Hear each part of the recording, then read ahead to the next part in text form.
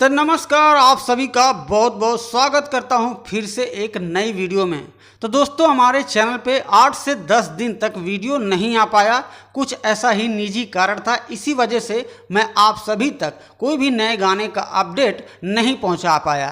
तो चलिए, आपका भाई आ गया है वापस। अब आज से आप सभी को हर दिन नए नए गानों का अपडेट मिलता ही रहेगा।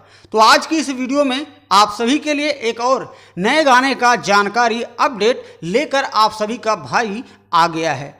आज सुबह में ही भोजपुरी की शेरनी कहे जाने वाली अक्षरा सिंह जी का एक नए गाने का पोस्टर शेयर किया गया है, जो कि आप लोग यहाँ स्क्रीन पे पोस्टर देख रहे होंगे, जिस गाने का टाइटल होगा सड़िया बनरसिया।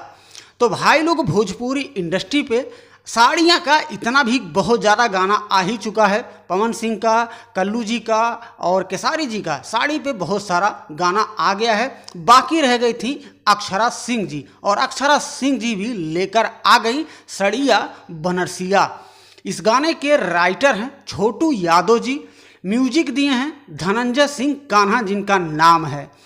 आपको थोड़ा सा करना पड़ेगा इंतज़ार, यानी कि गाने को फिलहाल के लिए कमिंग सून में रखा गया है।